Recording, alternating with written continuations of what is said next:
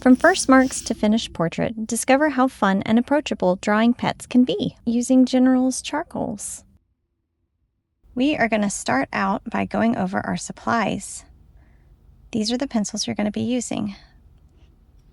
The 557 HB charcoal, our Primo HB charcoal pencil, the white 558, and your Primo white. It's a good idea to keep your pencil sharpener close by. You'll also need your General's Pen Style Factus BM2 eraser and a bristle brush. You'll also need a kneaded eraser. Plus, these are a lot of fun to play with if you haven't before. We'll be working on our General's gray-toned premium artist paper. You might find you want an X-Acto knife and a sanding block. These are just to help you get your pencils extra sharp for some of those finer details. Let's start our drawing. We're going to begin with marks at the top and bottom of our subject so we know where we are working on our gray paper. Be sure to use a light touch so we can erase these lines later. We're starting with basic shapes so you can get the simplest form. We're not diving in with details just yet. Here you can see me using comparative measurement. Now, when I say comparative measurement, I'm talking about a drawing technique that can help you get accurate proportions by comparing relative sizes of different parts of the subject. So I know that my cat's head is about this tall, and that's about the same height as the cat's chest. Work with straight lines to get those basic shapes down. We're marking super lightly so they can easily be moved, adjusted, and erased. Now, I'm going to speed this up, but please pause as needed to work alongside me.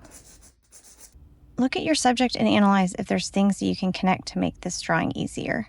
Think of it as shapes inside of shapes, not I should draw the nose here on the face. Think more basic and geometric at this stage.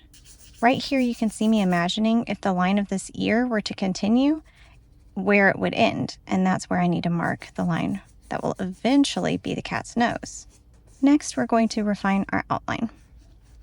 Now, only move on to this step once your proportions are fully blocked in and looking correct.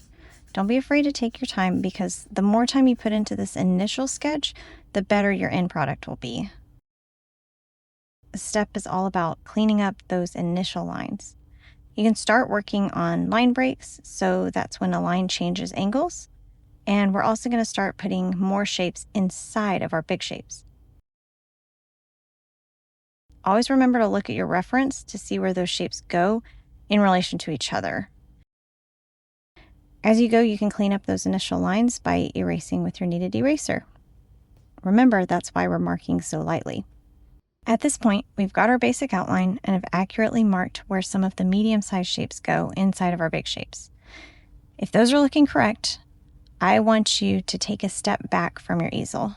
That means go somewhere across the room, and it's going to help your eyes see a little bit better what you're actually looking at. If things are still looking correct once you've stepped back, then you're good to move on. If things are looking a little off, then this could be one of those times where you take a pause and adjust those shapes. Remember, it's easier to adjust now when we've just got basic shapes down than when you've rendered an entire eye. Okay, now it's time to place our features. Now, I'm still not going into detail here, but you can see me marking out my eyes, nose, and mouth and where they go in relation to each other.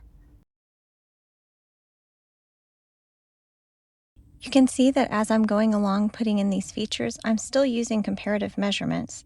I'm just measuring smaller units now. So for example, from the chin to the mouth, mouth to the nose, etc. Key to this is taking your time. This is played at about 20 times speed, so don't feel bad if it's taking longer than it's taking me in this video. Next, I want you to look at your reference photo and study your lighting. Think about where that light is hitting your subject and think about where the shadow is going to fall. I like to place a little line that's kind of like the Terminator line we learned about when we were drawing our sphere. That's going to remind me that one side of my cat's face is in shadow and the other side of the cat's face is being hit with the light. Now let's lay in a base tone. using that terminator line to help you remember which side of your cat's face is in shadow and which side is in light, start on the shadow side and get an even tone down with your charcoal. That means we're just really lightly using even strokes and going up to the terminator line and across the form. I like to lay in a tone going one way and then going the opposite way. Artists will also refer to this as shading. So we're shading in the shadow side of our cat's face. I often will go in the direction opposite of the cat's fur so that I don't trick my mind into thinking I'm drawing fur right now. We're not drawing fur, we're just getting in that base value. We're wanting to remind ourselves that this side of the cat is going to be much darker than the other side of the cat. I rotate my pencil strokes and I go one way, then the other way, then the other way. And eventually all these layers of charcoal are going to kind of blend together and give us a nice even base tone on that shadow side of the cat. Once you've done it on the shadow side, you can go in and also lay in some tone on darker parts of the cat that might be in the light.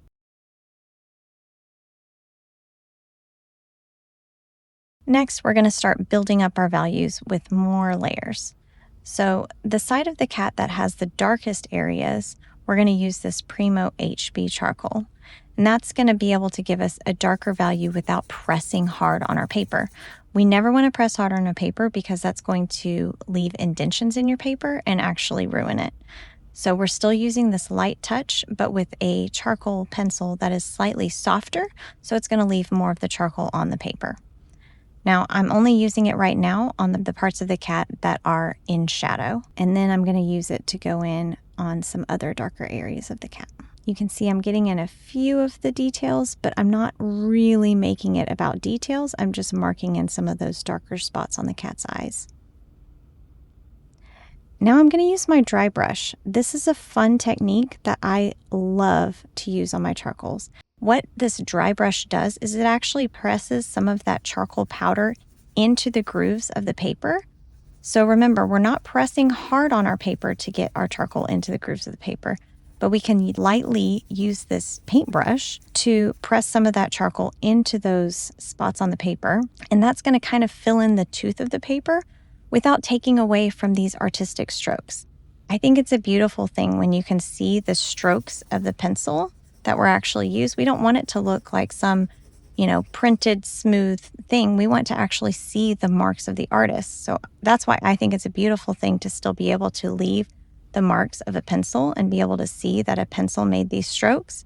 But it kind of takes away some of the noise of the tooth of the paper. Now we're going to go in on our light side and be adding value to that side as well. We're kind of going to be bridging the transition between the shadow and the light side. And we're just working to get our values similar to the values in our reference image. I'm still not working on fur texture. I'm just looking big picture. What are my values? If you start getting charcoal outside of the lines of your cat, you can easily clean it up with a kneaded eraser. It's also really beautiful when our image kind of blends into the background. So this is an artistic choice. It's up to you. I also like to use my kneaded eraser in the areas of the cats that are going to get white charcoal on them. For this particular technique, we don't want to put a white chalk over an area that has dark charcoal dust on it. This creates a muddy gray when they mix, and it keeps you from being able to achieve those brilliant whites. So that's why I'm going in with a kneaded eraser and really making sure that that dust is not covering any part that's going to get covered in white chalk later. For this next step, I'm pulling out my maul stick. My particular maul stick is actually a cane that I hook across my easel, and it allows me to rest my hand on it and have a more steady pencil stroke. You never want to rest your hand on your actual paper because that could cause your charcoal to smear and it could cause the oils of your hand to get on your paper. But you might find it's hard to hover your hand over your paper. That's what this maul stick is for. You can rest your hand on it and still get steady, even pencil strokes. This is particularly helpful when we start going in with details and really needing those short, small, intentional lines. You can see as I'm laying down charcoal here, I'm actually going in the direction of the fur now. So be sure to keep looking at your reference to see which direction your fur is going.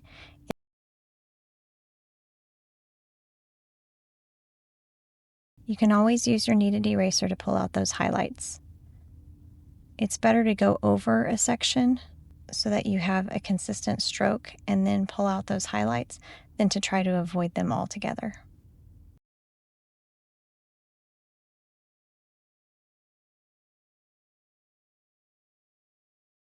You can see here I'm really refining the shapes and values of the eyes and the ears.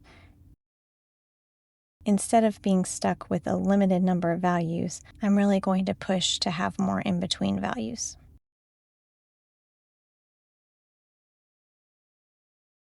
Let's speed it up again.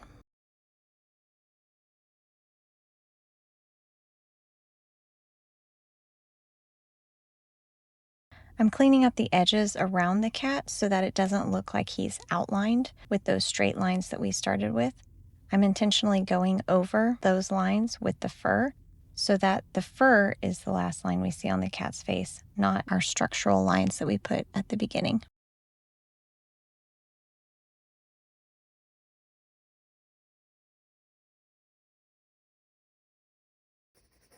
You can see I kind of work section by section. So if I start darkening one area that's in the lights, I see then the next section that I have to go to is on the opposite side of the face, and I need to bring that value down.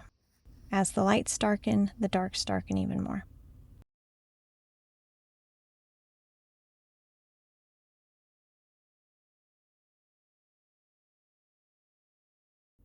It's still important to be working with a sharpened pencil. The sharper it is, the more it will fill in the tooth of the paper. If your pencil gets a bit dull, you'll notice that more of that noise comes through. So when I say noise, I mean those areas of your paper that's like little white dots that haven't been filled in. You can see as I'm going, I'm just patiently adding layers to my cat, darkening areas that need to be darkened, and taking off charcoal with my kneaded eraser for areas that need to be lightened. I can use my kneaded eraser to pull out little individual hair strokes, like in these ears here.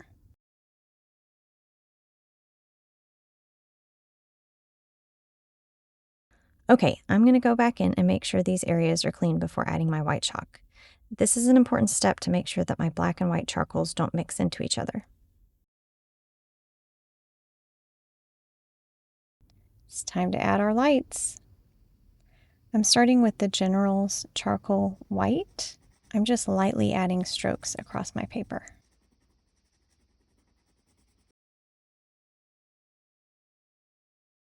And now I'm crossing those strokes so they kind of cancel each other out.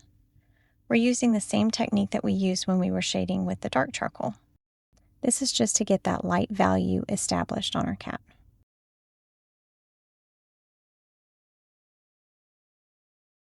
Okay, now the part you've all been waiting for. Time to add that fur texture.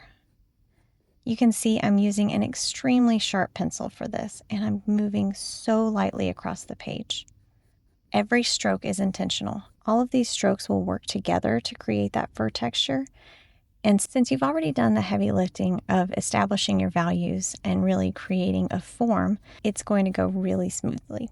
This isn't about drawing every single hair of the cat. It's about drawing the illusion of fur. Vary your lines. When we look at a cat, we aren't focused on individual hairs, but we see the fur as a whole. If these furry strokes are sticking out too much, they might read more like straw or spaghetti, something too thick, and they'll draw our attention away. This is why we start with shading the form of the cat. We place those tone values higher on our priority list than the little hairs. If we're lightly placing strokes on top of a solid foundation, then it won't take away from the three-dimensionality of our animal that we've worked so hard on. If it starts taking it away, knock those strokes back with your brush and repeat the process. I'm going to go in again with my Premo HB charcoal pencil and darken some of those areas once again. I'm not pressing hard, I'm just doing yet another layer of dark charcoal. You can see that our value range is expanding. It's gradually getting darker and darker, and it's also getting lighter and lighter as we're adding these white pencils to it. I want to make sure that the shadow on the opposite side of that terminator line, so the side of the cat that is in shadow, is darker than the side of the cat that's facing the light. You'll notice when you darken one area, you find the need to darken other areas. This is because we always want the value to remain consistent throughout the drawing.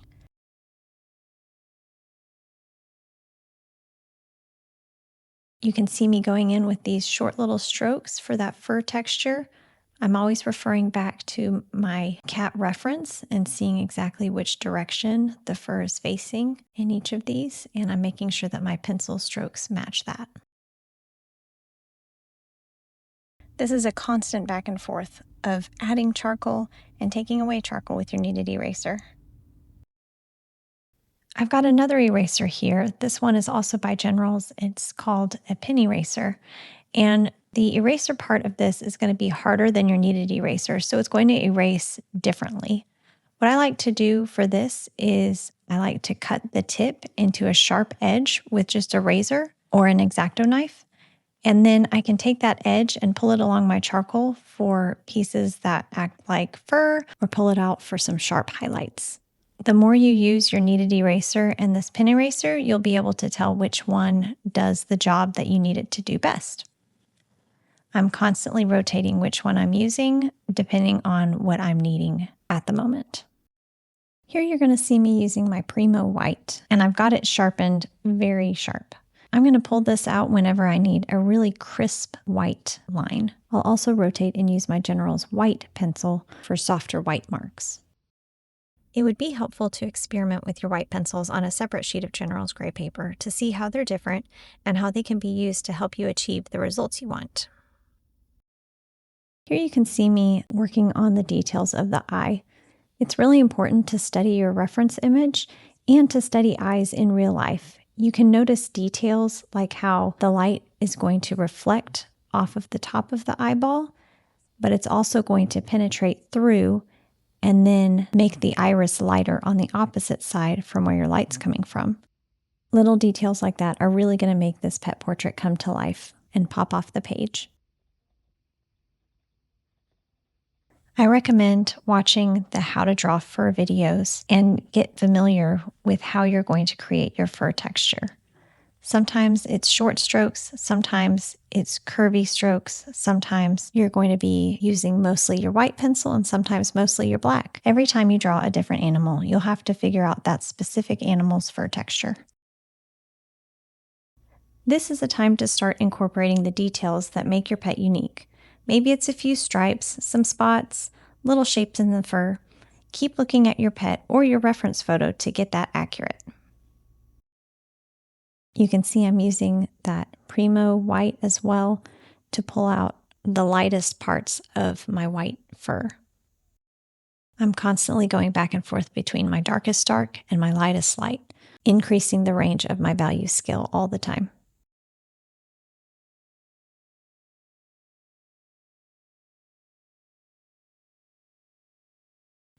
At this point, I'm just going through those same steps that we've already talked about over and over. Adjusting as needed, adding more layers, erasing with my kneaded eraser, with the pen eraser, adding highlights, adding shadows, adding more layers of charcoal over and over and over until it really comes together to complete this drawing. That's something that's really hard, knowing when to stop. I like to get my drawing to a nice cohesive finish. So when I feel all the parts of my drawing are working together, there's nothing that's taking too much attention away from other parts, I'll just keep going until I feel like that's been achieved. I don't want to continue drawing unnecessarily. It is definitely possible to add too much. When we keep going like that, sometimes we're adding things that we don't even see, rather than creating an artistic interpretation of what we do see. Knowing when to stop is difficult, but sometimes knowing when to keep going is just as hard. Whether you're drawing your own pet or following along, this particular technique takes so much time. This is because we're using deliberate, intentional artistic strokes rather than rushing and smearing on charcoal. Don't get me wrong, I love a quick sketch too, but I'm teaching you how to develop a fully rendered drawing here.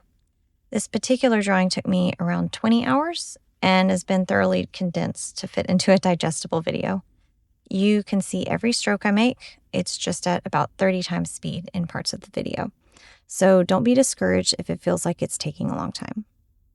Now, for these areas of the whites, it's very important, once again, to be working with very sharp pencils. You can see here I've got a ton prepared for me, so I'm ready to go in and add that white fur texture. As I'm using these whites, I'm being very careful not to go over places with black, or if I am going over an area that has dark charcoal down, I'm using one single stroke. I'm not going back and forth and mixing those two together. Using a single stroke over the black can still work well and avoid the two mixing into that muddy gray.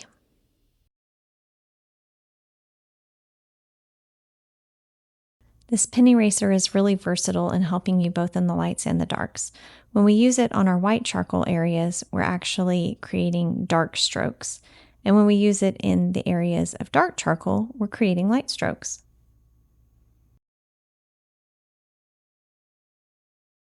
As this is one of the most time-consuming parts, I'm going to speed it up even more. If you're drawing alongside me or drawing your own pet, this might be a good time to pause the video. Really take your time here to slowly develop your pet drawing. If you're like me and sometimes have a hard time staying in one place for long, an audiobook or soft music in the background might be your best friend during this stage of the drawing. I find these repetitive pencil strokes to be quite therapeutic. It doesn't take too much concentration, so your brain can enjoy both the sound or a story while diligently creating this texture.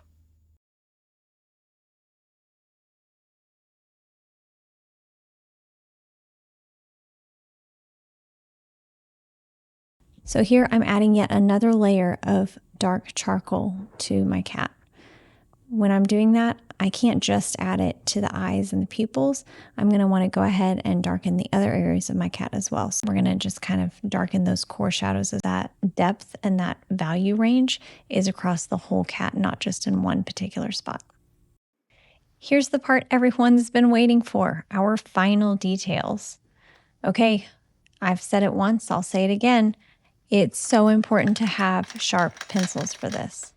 When we're going in and finishing up like our whiskers, you need these whites to be super sharp. Now, some of these whiskers you're going to want to erase out because they're thick enough that you'll need that. Others, you'll be able to just go over with your white pencil. Take a look at your reference and see what you need to do for yours. Using our pen eraser is going to be a great tool for getting in these final details as well. So you can see from my whiskers, I went ahead and used the technique where I erased some, and now I'm going over with my white chalk. These are very deliberate strokes. You get one shot at these, so sometimes it helps to even practice them in the air before you go over them. I'm also using my maul stick to balance my hand as I do these strokes. Now I'm going in with my Premo charcoal, and that's going to help do parts of the highlights on the whiskers. So the entire whisker isn't just one straight line, it's actually curved. So when we've got that curve, it's going to hit the light differently, and the light's going to reflect off of it differently. So parts of the whiskers are going to be lighter and parts of them are going to kind of fade out. That Premo white is going to help bring out those brightest highlights. Now we're to those finishing touches.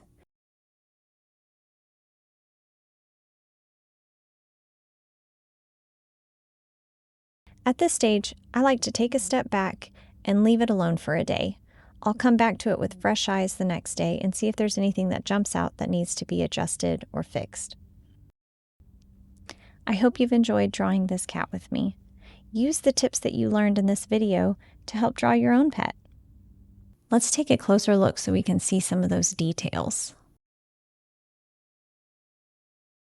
And there you have it. We've finished our cat drawing. Pop any questions that you've got in the comments. Remember, you can go back to any of the steps in these videos, rewatch them, and finish them in your own time. Please check out our other General's Charcoal videos for tips and tricks to getting the most out of your charcoal pencils. I hope you end up loving them as much as I do. Happy drawing!